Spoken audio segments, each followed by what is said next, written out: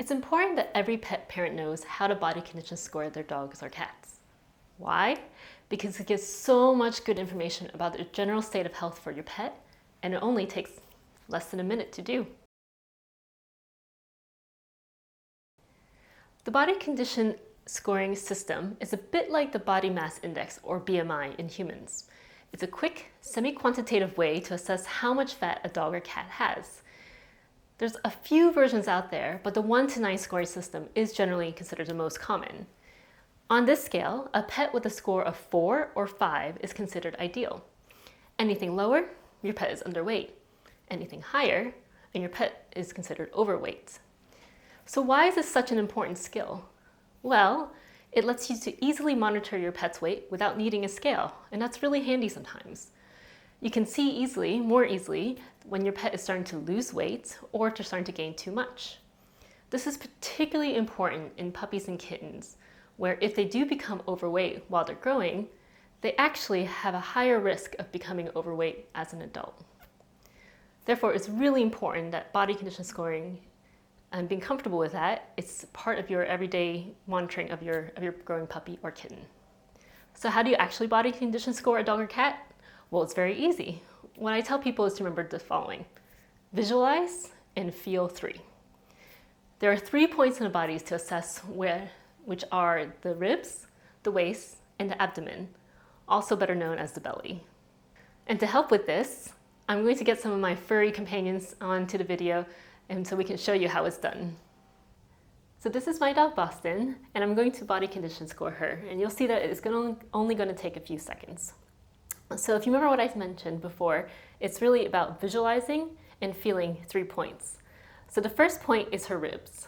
Basically what you want to do is just run your fingers over the ribs of your dog or cat, and what you want to feel is basically that you can feel the ribs without having to push down too hard.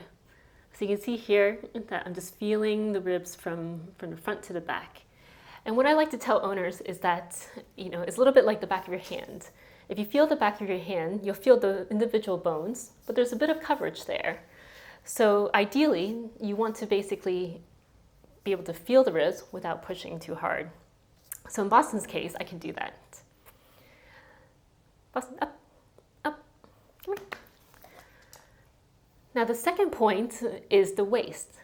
So what you want to do is look from above, an aerial view, and you basically want to see that there's a tapering aspect to her body shape. So you can see the ribs kind of go in and then they kind of go back out, almost like an hourglass shape, you could say. So what you want to see is that there is a little bit of a tuck to create that hourglass shape for her. And so the last point is the abdominal tuck. So Boston's a really great example of this. If you see, you can actually see and feel that there's this very beautiful tuck that goes in as you kind of move backwards towards her. And so for a dog that's ideally conditioned, we want to have that fairly prominent tuck. There of course will be breed differences, and in dogs with more hair, this can be more difficult to visualize, but we'll have some examples later to kind of show you how to take care of that. So that is it. Those are just the 3 points. So the ribs, the waist, and the abdomen are the 3 points to consider. So for Boston, I can easily feel her ribs without pushing too hard. She has that nice hourglass shape coming from the top. And then finally, you can see this nice abdominal tuck. So in a score of 1 to 9, I would give Boston a 4.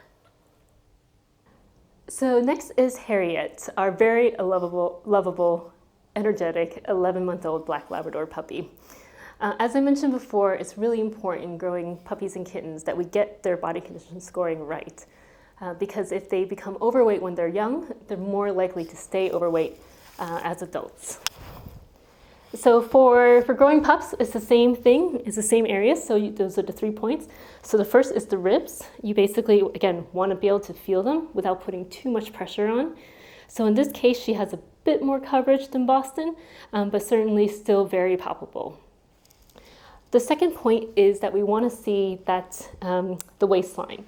So for her, you want to basically look from the top, yet again, on that aerial view, and you're going to see that kind of little hourglass shape that you can just make out with her. She has black fur, so it's a little bit harder to appreciate, but she definitely does have a little bit of an hourglass shape.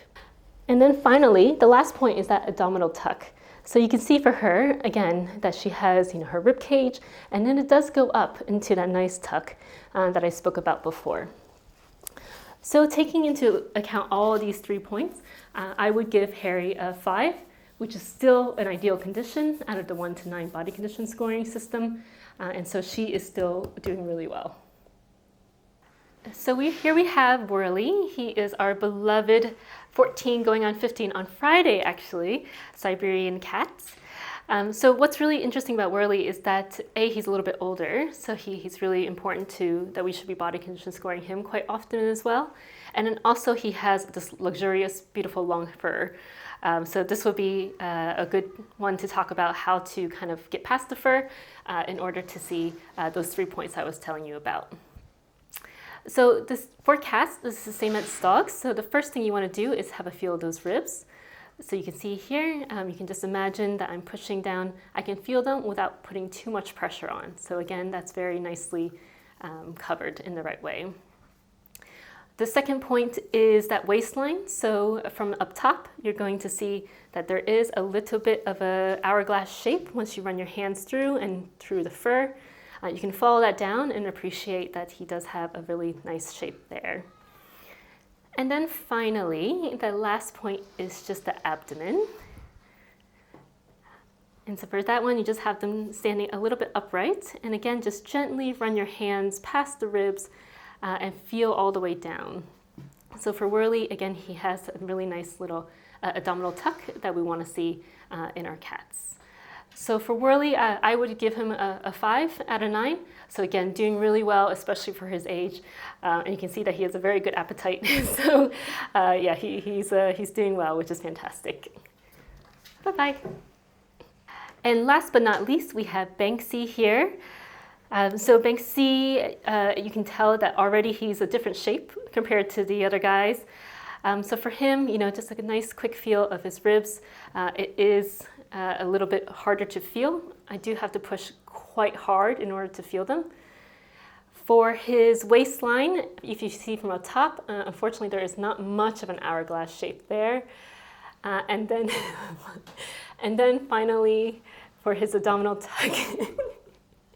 Good boy, Banksy. I know. Can you? Well, you can appreciate that. Unfortunately, there's not much of an abdominal tuck. And Banksy does have a little bit of a primordial pouch, but that wouldn't necessarily explain kind of the shape that we're seeing, unfortunately. So Banksy is a 9 out of 9 body condition score, so he is obese. We're very aware of that. He is a work in progress. He's a good boy, and we're slowly trying to get his weight down in a safe way. So there it is, easy peasy, as I like to say. Knowing how to body condition score is a really great and handy skill to have. And I hope this video empowers you and make you realize how easy it can be to be done at home, and that it helps you take care of your loving ones at home just that much better. So thanks so much, guys. I hope you enjoyed the video. And if you have any more questions, you can go to the blog that we have on this topic. Otherwise, please subscribe and we'll see you next time.